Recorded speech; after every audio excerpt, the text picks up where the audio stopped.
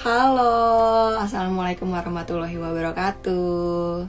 Halo, selamat malam semuanya. Assalamualaikum.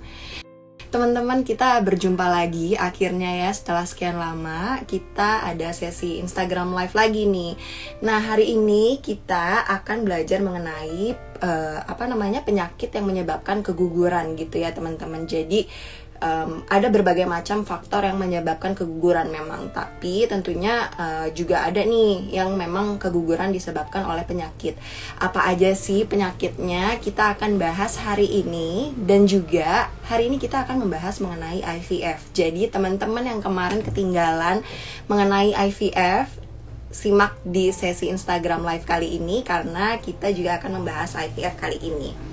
Nah, tentu saja sesi belajar hari ini nggak akan dengan saya sendiri dong, pastinya dengan tenaga profesional dan ahlinya gitu ya.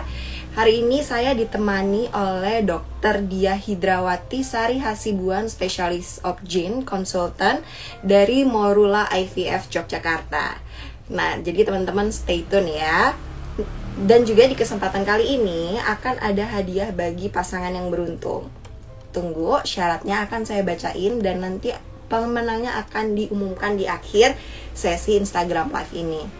Nah, menarik banget nih hadiahnya teman-teman. Jadi teman-teman bisa dapat free voucher konsultan obgyn dan USG transvaginal ya teman-teman. Jadi totally free gitu buat teman-teman di Yogyakarta. Untuk syarat dan ketentuannya yang pasti teman-teman harus chat admin Our Tiny Hop dulu ya nanti bagi yang menang. Dan penggunaan vouchernya ini hanya berlaku di klinik Morula IVF Yogyakarta. Jadi beruntung banget nih buat teman-teman Our Tiny Hop yang ada di Yogyakarta bisa mendapatkan voucher untuk USG ini dan konsultasi obgyn tentunya ya. Nah, pasien baru wajib membawa KTP suami istri asli dan buku nikah asli pada kunjungan pertama ke Morula IVF Yogyakarta. Tapi kalau misalnya teman-teman sudah terdaftar gitu ya, bisa langsung pakai vouchernya gitu. Untuk penggunaan voucher, konsultasi, dan tindakan harap mendaftarkan diri melalui admisi Morula IVF Yogyakarta minimal 1 hari sebelumnya. Jadi kalau misalnya teman-teman mau datang besok gitu ya, hari ini harus dikonfirmasi gitu ke nomor WhatsApp nanti yang Our Tiny Hop infoin. Voucher ini tidak bisa dipindah tangankan dan hanya berlaku untuk konsultasi promil. Jadi kalau misalnya teman-teman belum ada rencana untuk promil gitu ya, voucher ini belum bisa dipakai. Jadinya nanti dipakai saat ingin melakukan promil gitu teman-teman. Nah, sebentar saya bacain sedikit CV Dr. Diah Hidrawati Sari Hasibuan, spesialis obgyn, konsultan fertilitas, endokrinologi, reproduksi, Morula IVF Yogyakarta. Akrab dipanggil dengan nama sapaan Dr. Hidra. Beliau mendapatkan gelar pendidikan S1 dokter di Fakultas Kedokteran UGM. Kemudian pendidikan S2-nya Master in Clinical Embryology di National University of Singapore. Dilanjutkan dengan pendidikan dokter spesialis obgyn di Fakultas Kedokteran UGM dan pendidikan konsultan fertilitas endokrinologi reproduksi di Fakultas Kedokteran UGM. Dokter yang terkenal dengan kepakarannya dan detail dalam menjelaskan permasalahan yang dihadapi pasien ini siap membantu moms and dads untuk menjemput impian menimbang buah hati. Oke, suara saya kurang terdengar jelas ya. Iya, ini lagi azan. Sebentar ya aku mute dulu ya. Sambil kita invite dokternya. Jadi langsung aja kita invite.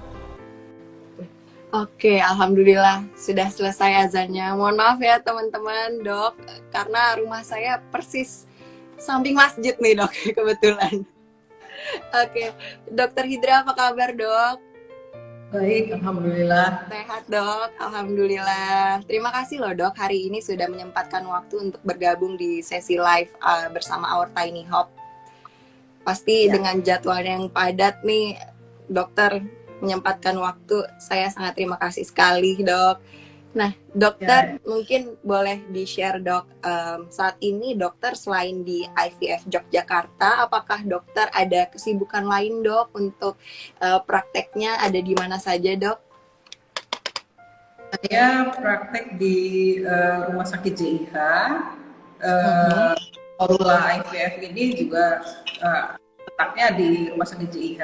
Kemudian Oh, saya oke. satu lagi praktek di Rumah Sakit UII. Jadi Rumah Oh, Sakit Universitas Islam Indonesia, Jogja. mm, mm.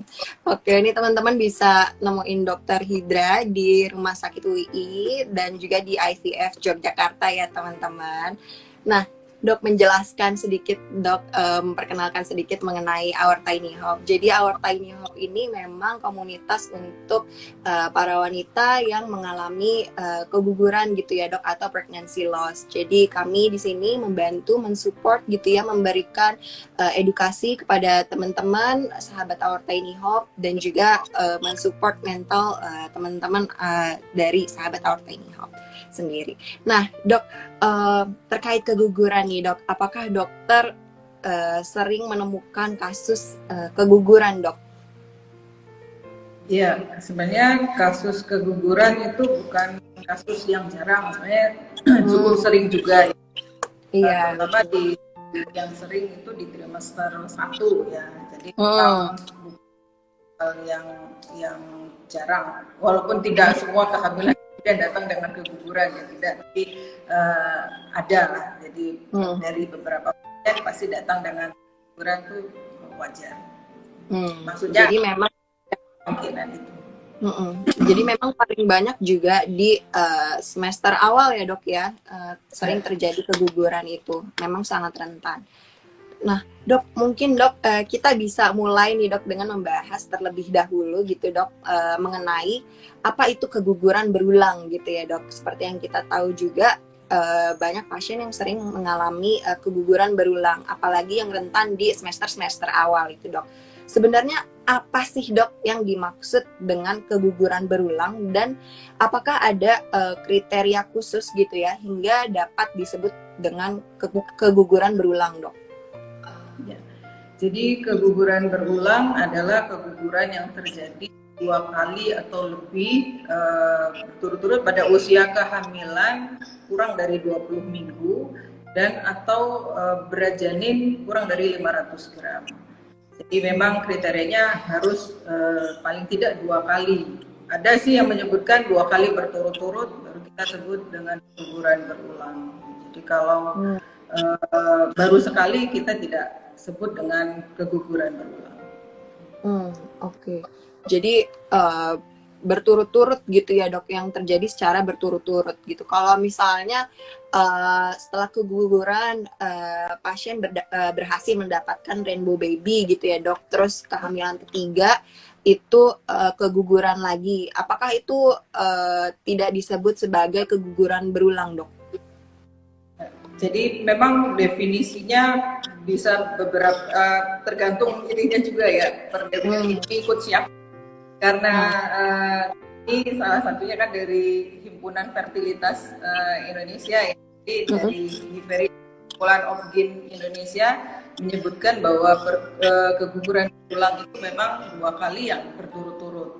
Meskipun ada juga yang membagi, ada yang primer, sekunder, artinya kalau sekunder mungkin sudah pernah hamil, kemudian tadi keguguran hamil, kemudian keguguran, ada juga yang seperti itu. Tapi kalau per definisi yang baku adalah 2 kali atau lebih keguguran berturut-turut pada usia kehamilan kurang dari 20 minggu. Kurang dari 2 minggu ya dok ya? 20, Oh, 20 20 minggu. minggu. Oke. Kurang dari 20 minggu. Nah, Dok, sebenarnya apa sih apa aja gitu ya, Dok, penyebab keguguran secara umum gitu, Dok? Ya, keguguran secara umum yang terbanyak kalau kita baca dari literatur itu adalah kelainan kromosom. Itu yang terbanyak umumnya. Meskipun kadang-kadang susah ya menentukan bahwa kalau kita baru sekali apakah ini langsung dicari sebabnya, sih tidak ya, tapi kalau dari beberapa literatur disebutkan penyebab terbanyak pada keguguran itu adalah kelainan kromosom. Oke, jadi yang paling umum sering ditemukan gitu dok, memang adanya kelainan kromosom gitu ya dok, untuk terjadinya keguguran. Oke, nah dok, ada nggak sih dok atau apa aja gitu ya dok pemeriksaan yang perlu dilakukan untuk mengetahui penyebab keguguran itu sendiri gitu dok? Ya. Jadi sebenarnya kalau terjadi keguguran, apalagi baru sekali, sepertinya tidak perlu lakukan pemeriksaan yang lain-lain. Karena memang tadi secara umum disebutkan sih penyebabnya adalah kelainan kromosom. Jadi pemeriksaan ini akan dilakukan memang jika sudah terjadi keguguran berulang. Jadi tidak perlu kemudian, karena memang kadang-kadang pasien datang dengan saya sudah periksa ini, padahal kalau baru sekali tidak perlu dilakukan seperti itu. Jadi kalau misalnya masih baru sekali gitu ya dok ya, kita mencari tahu boleh gitu ya dok, tapi dianjurkan memang jika sudah terjadi pengulangan gitu ya dok ya, baru dicari tahu untuk penyebabnya itu sendiri, gitu ya teman-teman. Oke. Mengenai penyakit yang menyebabkan keguguran nih dok, kan seperti yang kita tahu juga tadi, untuk secara umum itu sebenarnya keguguran terjadi banyak karena kelainan kromosom gitu dok, tapi ada juga yang karena penyakit nih dok ya, macam-macam penyakit gitu ya dok, kayak autoimun, tiroid dan lain-lain. Sebenarnya apa aja sih dok penyakit sistemik atau penyakit di luar organ rahim yang dapat menyebabkan keguguran itu sendiri dok? Ya, jadi biasanya yang terbanyak pada keguguran berulang itu memang ada beberapa faktor ya. Antara lain adalah faktor genetik, kemudian kelainan anatomi ya, anatomi organ reproduksi, kemudian penyakit endokrin seperti tiroid, diabetes, penyakit autoimun seperti antifosfolipid syndrome ya, kemudian ya biasanya empat besar itu yang akan kita cari. Jadi memang kalau mau mengetahui kemudian apa penyebabnya, sebaiknya memang lakukan konsultasi dulu ke dokter, kemudian nanti dokter akan lakukan pemeriksaan sehingga nanti ketemu diagnosisnya, barulah penanganan itu akan disesuaikan dengan penyebabnya. Iya, jadi memang harus menemui obgyn dulu ya teman-teman kalau misalnya mau tahu nih penyebab keguguran itu apa gitu ya teman-teman. Jadi ya memang harus melakukan pemeriksaan terlebih dahulu gitu. Nah tadi kan ada 4 tuh ya dok. Apa aja sih dok yang bisa dilakukan oleh pasien gitu ya dok untuk screening awalnya tuh seperti apa gitu dok? Ya, sebenarnya memang kalau screening mungkin lakukan pemeriksaan dulu ya sebelum melakukan screening. Jadi biar dokter yang menentukan kira-kira pemeriksaan apa yang sebaiknya dilakukan. Jadi karena kan nanti dokter kan akan menanyakan apakah selama ini ada penyakit yang memang sudah diderita oleh pasien, misalnya memang pasien tersebut punya diabetes mellitus ya, atau kencing manis ya, kemudian atau mungkin punya penyakit tiroid sebelumnya, sehingga dokter akan melakukan pemeriksaan yang sesuai, misalnya juga kelainan di organ anatomi organ reproduksi, nanti dokter juga akan melakukan beberapa pemeriksaan, mungkin juga pemeriksaan tambahan seperti ultrasonografi untuk menentukan apakah ada kelainan pada alat reproduksi. Nah, kemudian ya yang lain adalah pemeriksaan, kalau memang diperlukan mungkin pemeriksaan kromosom pun akan dilakukan. Oke. Kalau untuk pemeriksaan kromosom sendiri itu dok, tahapnya itu seperti apa ya dok? Yang dilakukan? Ya, sebenarnya pemeriksaan kromosom ini memang agak susah ya, karena kalau disebutkan bekas dari produk kehamilan yang bekas dari abortus ini sih sebenarnya banyak yang menyebutkan tidak memberikan informasi. Jadi biasa usia lebih ke biasanya usia makin tua, usia perempuan biasanya kan kualitas sel telur makin Hmm.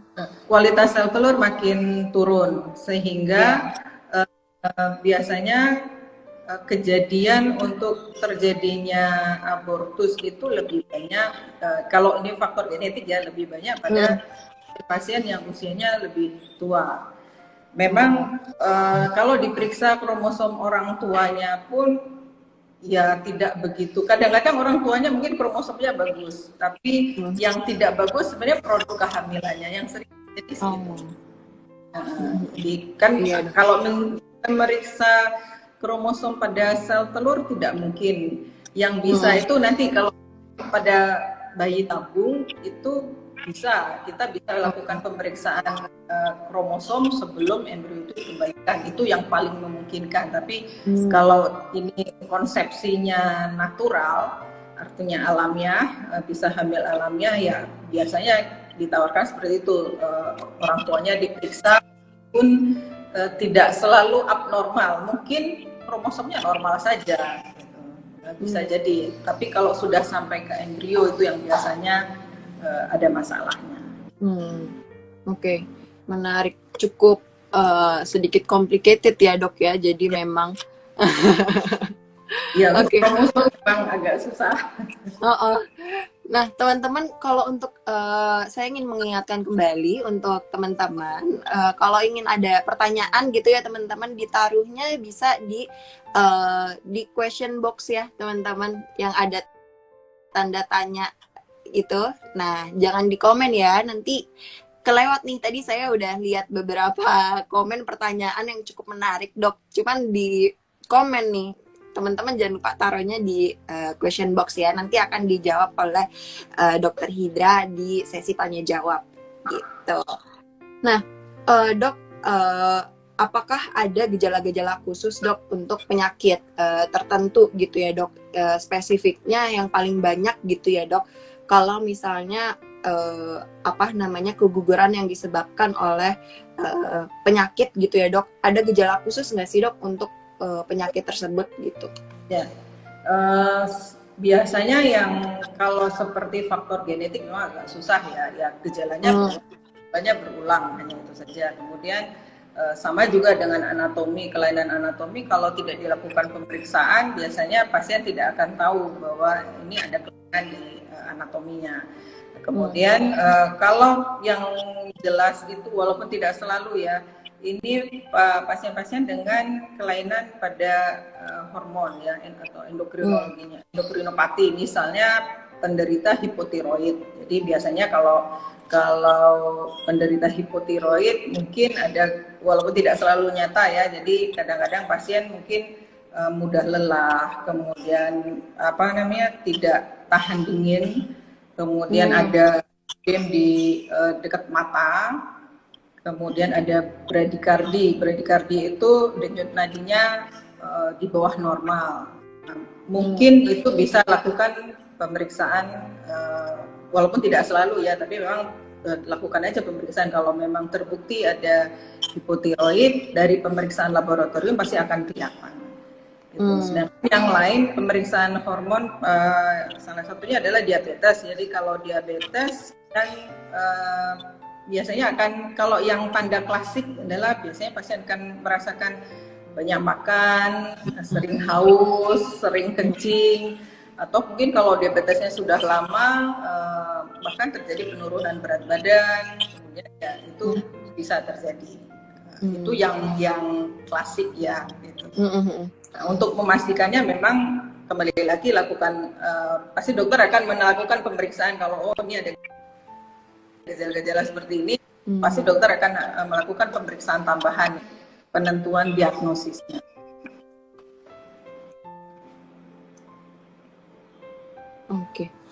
Oke Dok. Jadi memang kalau untuk penyakit genetik dan anatomi itu sulit ya Dok ya untuk dideteksi.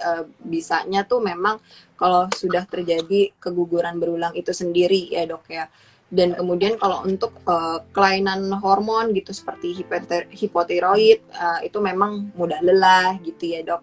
Gejala-gejala pada umumnya gitu ya seperti tangan dingin dan tidak tahan dingin gitu ya, terus berdikardi, dan juga kalau untuk diabetes memang mengikuti gejala penyakit diabetes pada umumnya gitu ya dok ya.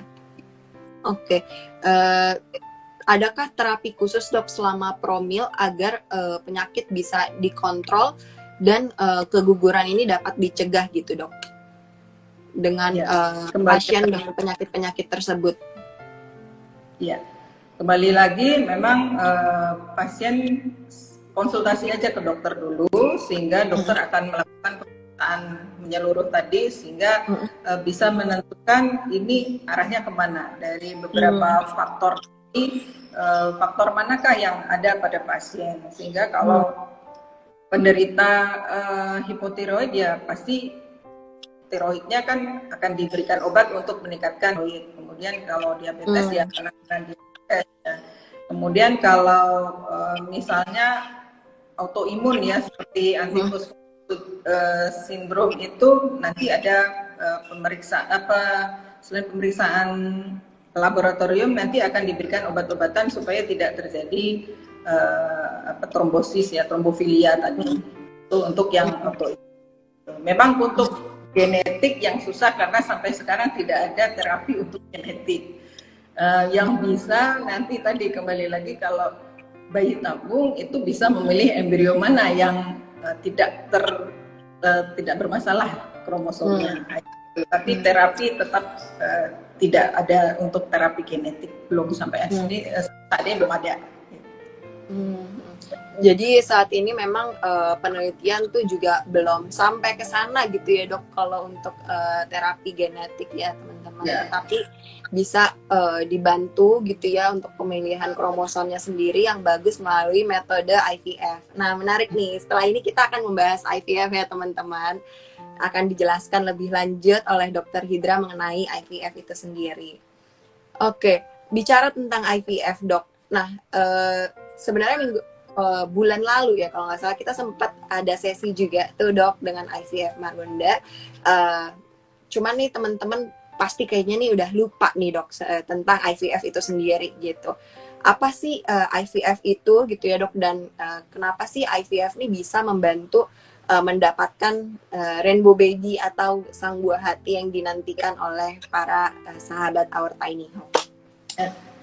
IVF adalah sebenarnya singkatannya in vitro fertilization, jadi suatu prosedur untuk terjadinya pembuahan, jadi ketemunya sperma dengan sel telur, tapi dilakukannya di laboratorium atau secara in vitro.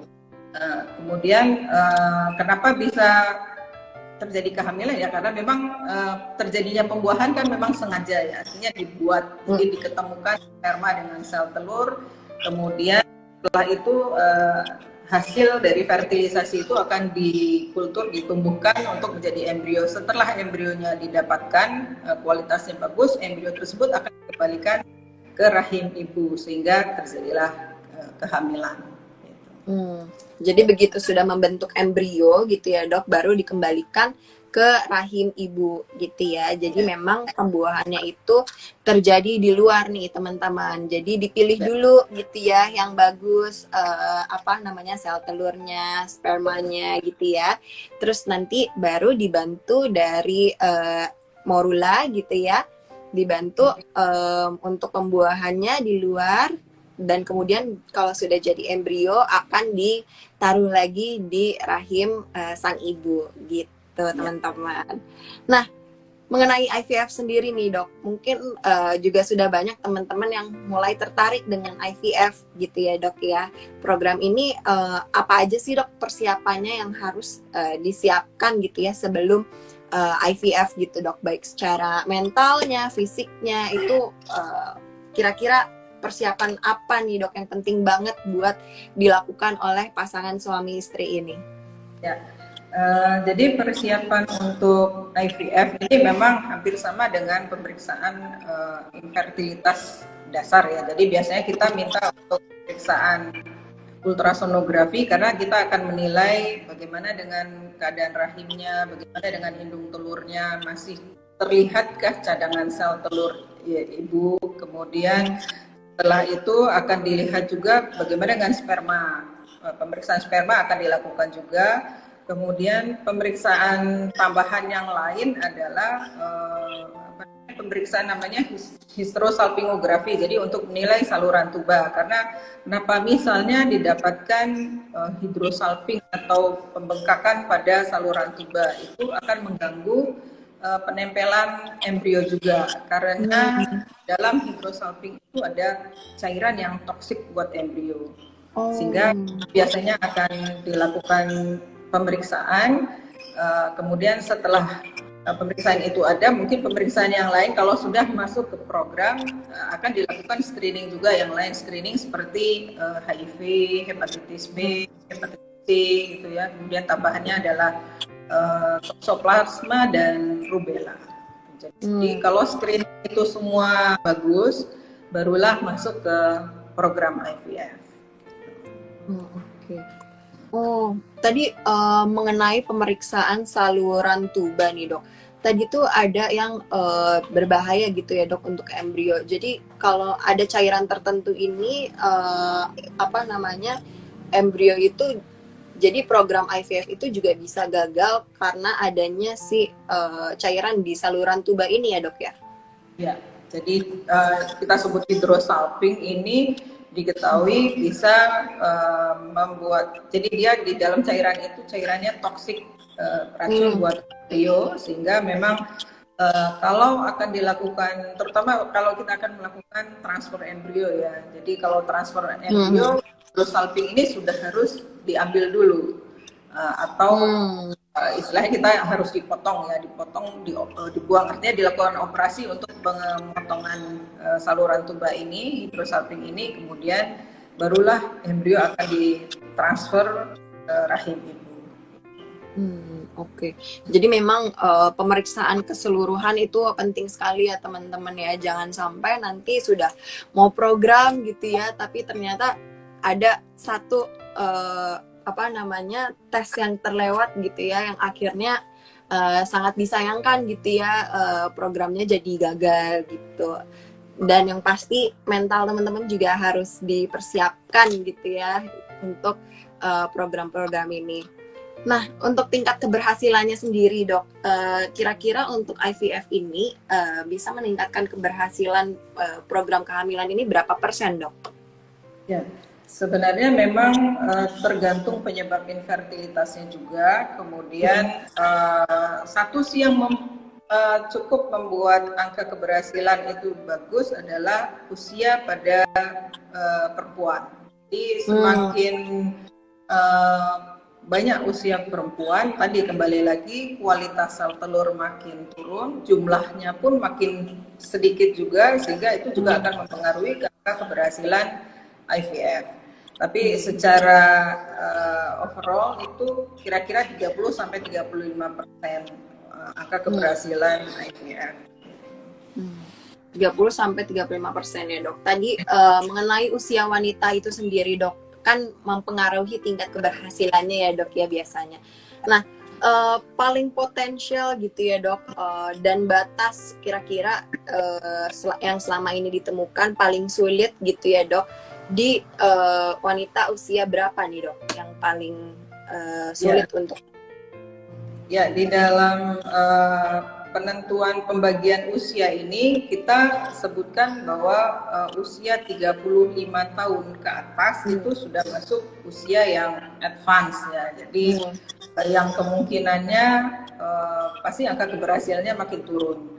Jadi memang usia terbaik untuk reproduksi baik alamiah maupun dengan IVF ini pun memang pasti antara 20-30 tahun ya, memang yang terbaik. 30-35 itu masih 30 sampai di bawah 35 ya masih bagus, tapi pasti tetap akan berkurang ya kalau dilihat dari banyak penelitian dari 20, 30 kemudian 35 grafiknya turun untuk keberhasilan baik secara alamiah maupun melalui program IVF. Jadi memang kalau bagus ya sekitar kalau bisa di bawah 30 itu jauh lebih bagus, tapi kalau tidak ya jangan sampai menunggu nanti sampai akhirnya sudah di atas 35 gitu. Iya. Itu apalagi punya sebab-sebab yang lain ya, nggak cuma ini belum bisa hamil, tapi ada penyebab yang lain, penyakit-penyakit yang lain, ini pasti akan menurunkan angka keberhasilan juga. Jadi memang paling bagus tuh di bawah usia 35 ya dok. Tapi tidak menutup kemungkinan kan ya dok, kalau misalnya ada pasien yang di atas usia 35 tahun ingin melakukan program IVF, itu tetap ada potensi gitu ya dok ya untuk keberhasilan. Memang tidak ada batasan sih sebenarnya. Saya sudah usia 36 misalnya, tapi nggak bisa IVF, tidak. Jadi selama masih didapatkan cadangan sel telur, berarti dan masih ada sperma, pasti itu masih bisa dilakukan program IVF. Karena apa namanya, kan yang dibutuhkan kan ada sel telur, ada satu sel telur, satu sperma. Pasti akan di laboratorium nanti. Harus pasang pastinya ya dok ya. Nah dok, mengenai IVF sendiri gitu ya dok, ada nggak sih dok untuk efek sampingnya terhadap pasien gitu ya dok? Dan kira-kira berapa sih dok biaya yang perlu dipersiapkan untuk program ini sendiri dok? Ya, jadi kalau efek samping sebenarnya sih sampai sekarang tidak ada ya. Cuman karena kadang-kadang kita memasukkan atau transfer embrio itu bisa jadi lebih dari satu ya. Meskipun tergantung pada usia juga. Kami di Morula ada policy sendiri. Jadi kalau usia 35 ke atas kita boleh transfer embrio lebih dari dua. Lebih dari satu. Kita transfer dua. Sehingga kalau dua dimasukkan kan ada kemungkinan hamilnya kembar ya. Bagaimanapun juga kan hamil kembar secara di obstetri kan bukan kehamilan yang normal ya. Kalau paling memang kehamilan dengan satu janin ya. Tapi karena memang ini IVF dan usia sudah 35 tahun ke atas, kita ada policy dikembalikan 2 transfer embrio.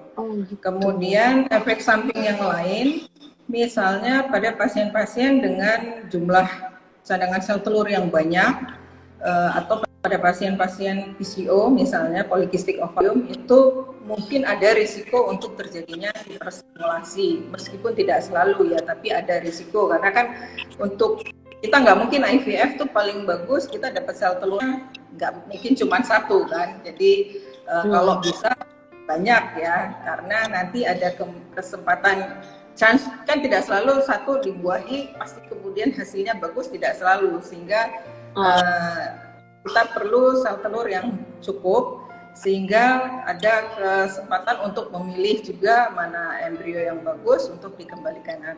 Karena jumlah sel telur yang banyak itu kita berikan obat-obatan, ada juga membuat risiko stimulasinya berlebihan. Jadi dengan pacuan obat-obatan hormon untuk menumbuhkan sel telur itu juga ada efek sampingnya. Jadi ada pasien-pasien tertentu yang berisiko untuk terjadinya hiperstimulasi. Biasanya yang jumlah sel telurnya atau cadangannya banyak itu lebih tinggi risikonya dibandingkan kalau cadangannya tinggal sedikit. Cuman kalau cadangannya tinggal sedikit ya risikonya nggak dapat embrio.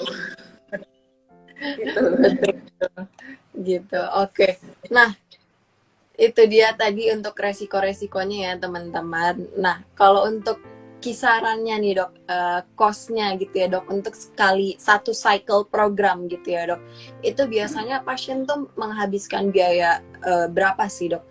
Teman-teman penasaran banget nih dari grup juga ya, kira-kira cost-nya nih seberapa mahalnya sih gitu ya? Apakah mahal, apakah terjangkau gitu ya? Jadi kalau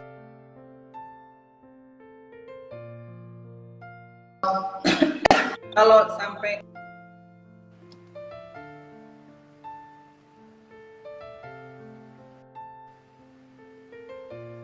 iya, halo. Oke teman-teman, kita tunggu dulu dok. Morula yang akan menyampaikan ya, karena sebenarnya kalau persisnya biaya saya juga tidak begitu tahu, tapi biaya salah satu yang cukup mahal adalah biaya dari item dari IVF. Cuman persisnya memang saya tidak tahu Maaf karena nanti mungkin saya minta Morula akan menyampaikan berapa biayanya. Jadi nanti saya tanyakan ke Morula kira-kira berapa biayanya. Siap, Dok. Jadi memang lebih banyak cost-nya di obat-obatan ya, Dok ya, dan step-step pemeriksaannya mungkin, Dok ya, tergantung penanganannya nanti bersama dokternya ketika konsultasi, apakah ada kelainan tertentu gitu ya sebelum melakukan program IVF, tentunya masalah itu harus ditangani terlebih dahulu gitu. Yeah. Nah, Dok, kita masuk ke sesi tanya jawab nih ya, Dok. Tadi udah banyak nih pertanyaan dari teman-teman semua. Saya izin bacain dari sebentar. Oke, ini sebenarnya harus ditanya langsung saat konsultasi ke Opjin ya teman-teman. Tapi kita coba tanya ke Dokter Hidra. Ini dari Bingar. Jika sudah lebih dari 1 tahun, Dok, dari keguguran dan belum hamil kembali, pemeriksaan apa yang tepat dilakukan ya, Dok? Oh ya. Jadi kalau kegugurannya baru sekali sih mungkin tadi tidak masuk ke yang keguguran berulang ya, tapi tetap kalau sudah 1 tahun kok saya belum hamil lagi, jadi kan sudah masuk ke bisa jadi infertil sekunder ya. Kalau infertil sekunder itu artinya sudah pernah mampu hamil tapi kemudian ditunggu lagi tidak terjadi kehamilan yang berikutnya. Nanti sama dokter akan melakukan pemeriksaan ulang ya. Jadi mungkin yang sering terjadi, walaupun nggak selalu ya, tapi banyak juga kejadian terjadi gangguan ovulasi. Jadi sel-sel tumbuh dengan baik sehingga akhirnya tidak terjadi, kalau nggak ovulasi kan nggak mungkin terjadi kehamilan ya.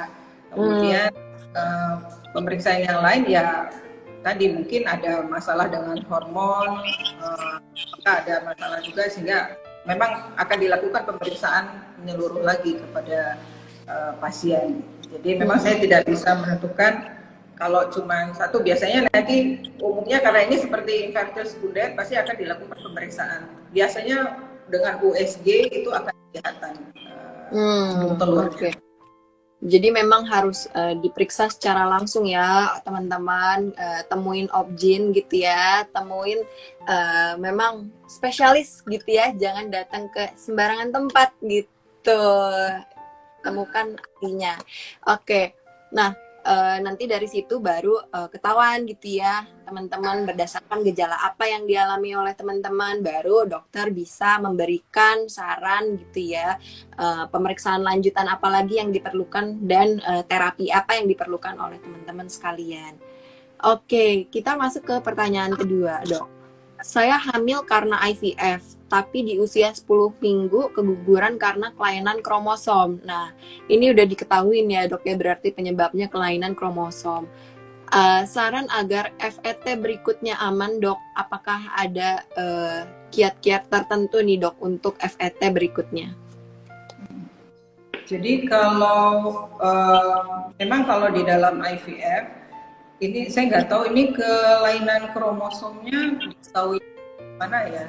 Karena kalau sudah IVF, apalagi sebenarnya tidak semua pasien IVF juga akan dilakukan pemeriksaan kromosom tadi ya. Jadi misalnya pada usia yang advance itu disarankan karena biaya tidak murah juga untuk pemeriksaan. Kita sebut namanya PGT, jadi pre-implantation genetic testing.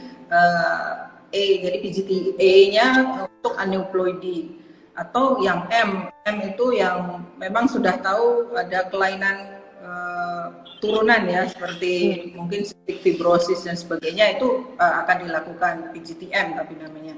Jadi kalau misalnya pasien beberapa PGT-A yang akan dilakukan indikasinya beberapa antara lain adalah usia yang sudah tua, artinya advance ya, di atas 35. Kemudian mungkin recurrent implantation failure, artinya sudah dilakukan transfer embrio dengan sama hampir seperti recurrent pregnancy loss, tapi ini recurrent pre-implantation failure, jadi nggak syaratnya ada 2 kali berturut-turut ET dengan embrio kualitasnya bagus, baru kita sebut rectal implantation failure. Di sini nanti akan dilakukan pemeriksaan, salah satunya adalah PGTA, gitu. Karena nanti pemeriksaan hampir sama, nanti ada pemeriksaan yang lain-lain juga untuk menentukan kenapa sih tidak bisa menempel embrionya. Tapi kalau ini 10 minggu, kalau memang ada kelainan kromosom, FET berikutnya ya mungkin lakukan PGTA. Jadi kalau PGTA, embrio akan dinilai dulu. Kalau embrionya kromosomnya kromosomnya abnormal, pasti tidak akan dimasukkan embrionya. Jadi tidak akan mungkin terjadi keguguran lagi. Jadi sudah betul-betul dipilih bahwa embrio yang dimasukkan adalah embrio dengan kualitas bagus dan kromosom yang normal atau euploidy gitu. Jadi memang kalau sarannya kalau memang ini ada kelainan kromosom ya lakukan PGTA. Oke. Terima kasih dok untuk sarannya. Jadi untuk Mbak Agitsna bisa melakukan pemeriksaan PGTA terlebih dahulu ya untuk FET berikutnya gitu. Nah, pertanyaan selanjutnya, dok, kalau ukuran folikel pada hari ke-12 haid normalnya berapa ya dok ya? Ukuran masing-masing orang bisa beda ya. Beda ya dok ya. Tapi kita karena pakai patokan. Setiap individu itu unik teman-teman. Iya. Cuman kita bisa pakai patokan diameter folikel kita anggap matur atau matang folikelnya itu kita sebutkan sih di atas 17 mm gitu. Jadi kalau sudah seperti itu biasanya kita sebut folikel ini folikel matur. Dan kemudian bisa diikuti juga biasanya kalau folikelnya besar, endometrium atau dinding rahim itu pun akan mengikuti juga. Jadi biasanya paralel ya, folikelnya besar, endometrium juga menebal karena dia mempersiapkan diri untuk jika terjadi pembuahan dia siap menerima embrio untuk terjadi penempelan di endometrium. Jadi biasanya jadi kalau yang ditanya folikel berapa sih ukuran folikel pada hari 12 tergantung masing-masing orang siklus haidnya berapa hari, panjang pendeknya kan bisa beda, tapi yang kita pakai sebenarnya ukuran folikel matur atau sel telur yang kira-kira matang itu ukuran folikelnya berapa. Kalau kami pakai patokan di atas 17 mili, jadi 18 mili ke atas tuh kita sebut folikelnya matur atau matang. Dia siap ovulasi, kemudian siap dibuahi. Jadi yang penting jadi di usia mature itu di 17 mm ya dok ya. Oke. Nah, pertanyaan berikutnya nih dok. Sebentar, saya pilih terlebih dahulu. Nah, mengenai IVF nih dok. Dok, hamil karena IVF apakah lebih beresiko mengalami keguguran?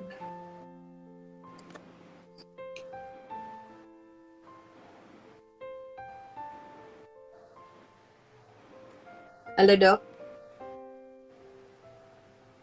Iya. Hamil IVF. Ya, untuk hamil karena IVF, apakah lebih berisiko mengalami keguguran? Sebenarnya sih tidak ya. Jadi, kalau hamil dari IVF tidak selalu berisiko mengalami keguguran sih. Tapi ya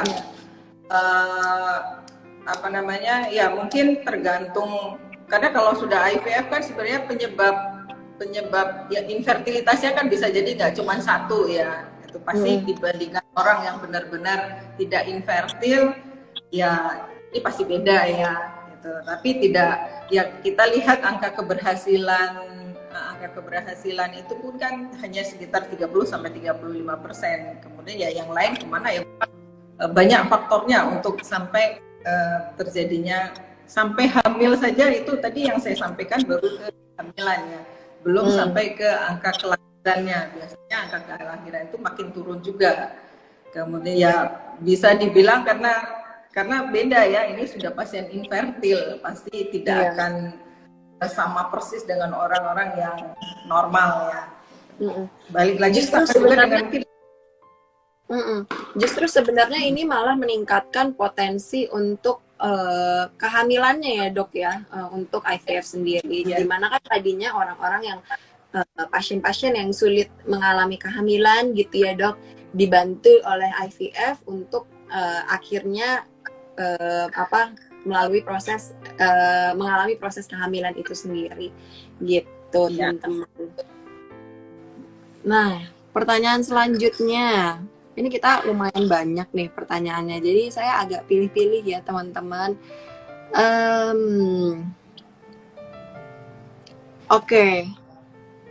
Pertanyaan dari... Sebentar. Ini mengenai BO nih dok. Sebentar. Dok, mau tanya, saya pernah mengalami BO di saat usia 7 minggu. Kalau BO itu penyebabnya apa ya dok ya? Ya. Sebenarnya hampir sama tadi kalau trimester 1, apalagi di bawah 8 minggu itu penyebab umum pada BO itu adalah kelainan kromosom.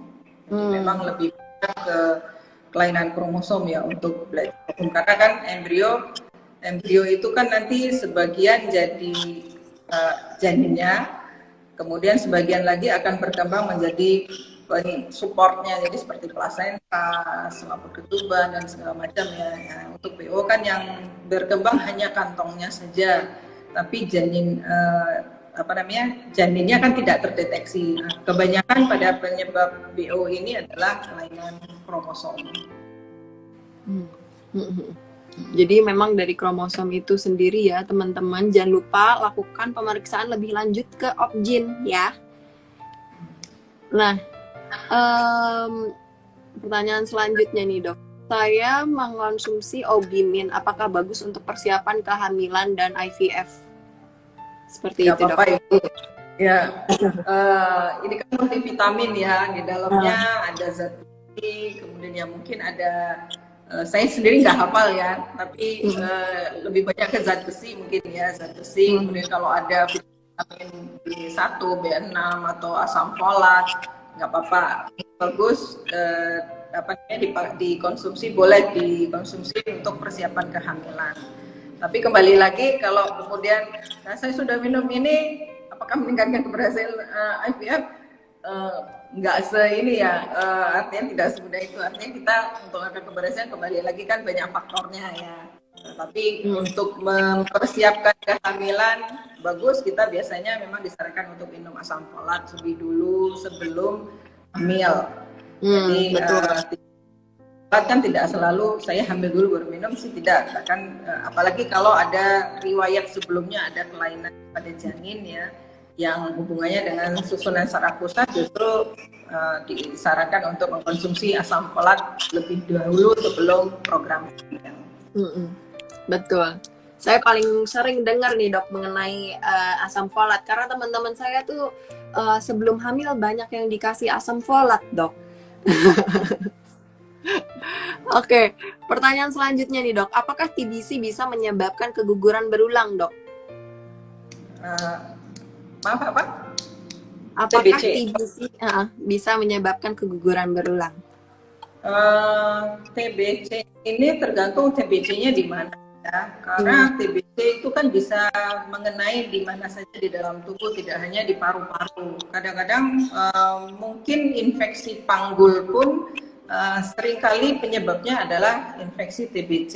Jadi mungkin kalau memang adanya infeksi tersebut kemudian didapatkan dari pemeriksaan menunjukkan adanya kelainan, bisa juga ini bisa menyebabkan keguguran berulang gitu. Tapi memang tidak secara langsung mungkin ya, jadi mungkin adanya TBC menyebabkan perlengketan, atau mungkin kadang-kadang infeksi panggul kemudian terjadi hidrosalping juga, itu bisa juga disebabkan oleh TBC. Jadi tergantung kelainannya di mana. Jadi tidak secara langsung kemudian saya infeksi TBC kemudian menyebabkan keguguran berulang. Kecuali mungkin penderita TBC kemudian minum obat-obatan inilah yang harusnya tidak boleh dikonsumsi pada ibu hamil ya itu lain soal. Tapi kalau secara langsung intinya tergantung dia mengenai mana. Tapi kalau mengenai ke organ reproduksi bisa jadi ya seringkali yang sering itu kalau menyebabkan infeksi di panggul. Oke, jadi kalau memang tergantung gitu ya dok, TBC-nya di mana. Kalau memang di panggul itu bisa saja, dan di sekitarnya lain tetap harus periksa gitu intinya. Nah, pertanyaan selanjutnya, dok, apa faktor utama yang memperbesar kehamilan pasca FET? Faktor penyebab faktor utama yang memperbesar kehamilan pasca FET? Jadi memang kalau untuk sampai ke setelah FET kan biasanya FET ada syaratnya ya. Jadi bahwa endometrium harus di atas 8 mm, 8 mili ke atas lah ya, di atas 7 mili. Kemudian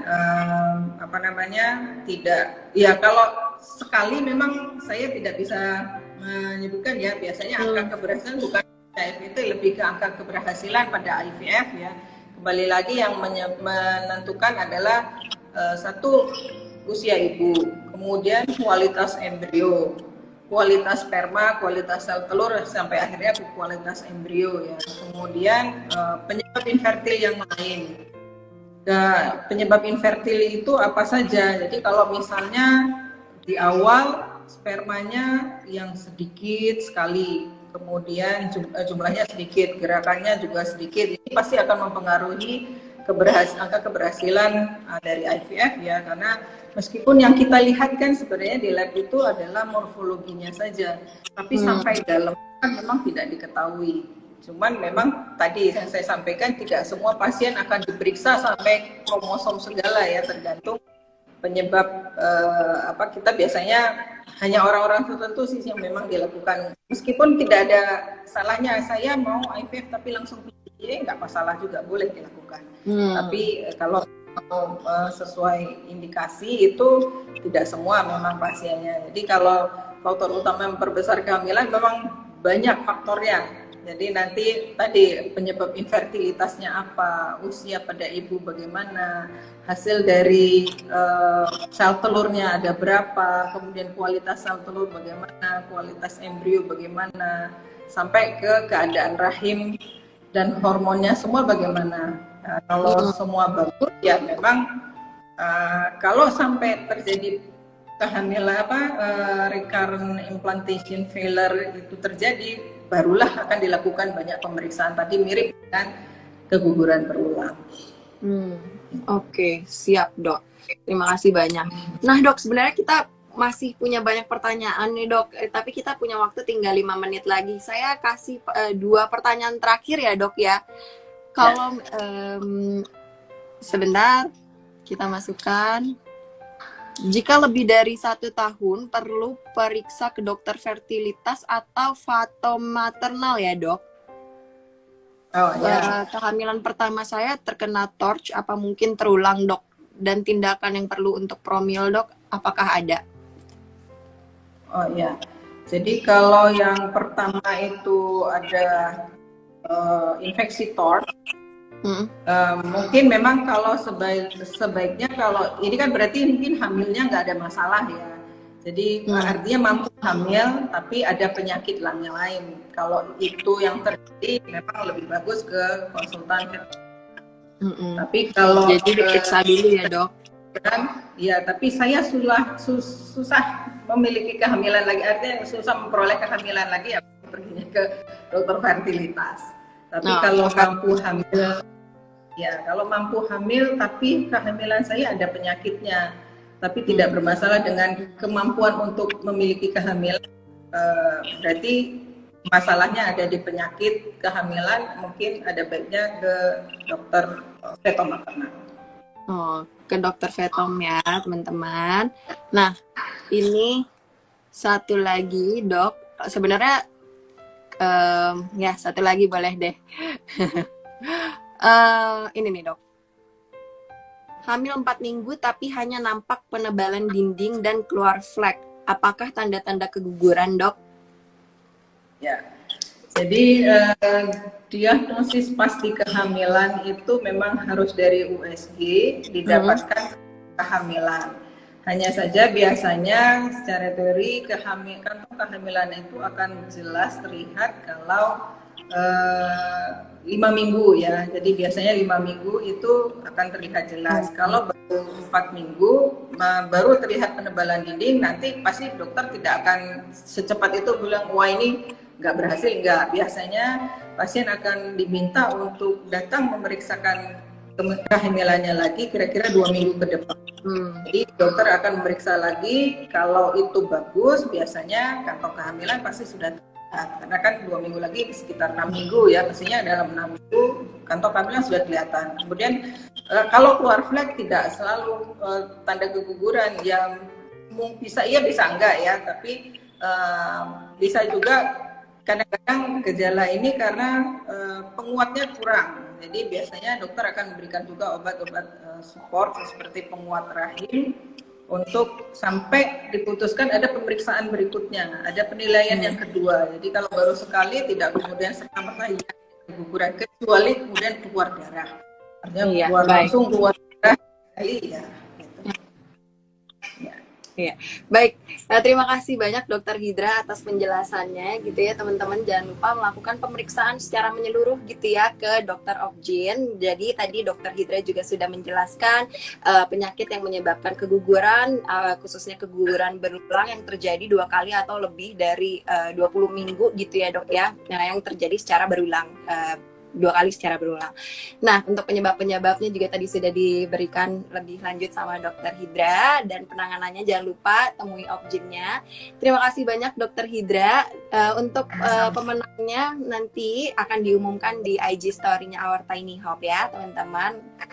Terima kasih banyak Dokter Hidra untuk hari ini atas ilmunya. Semoga bermanfaat buat teman-teman karena waktu kita yang terbatas nih, Dok. Semoga lain kali kita bisa berbincang lebih banyak ya Dok ya. Semoga bermanfaat buat teman-teman semua. Sampai jumpa di sesi Instagram Live selanjutnya. Terima kasih banyak Dokter Hidra. Assalamualaikum. Assalamualaikum. Warahmatullahi wabarakatuh.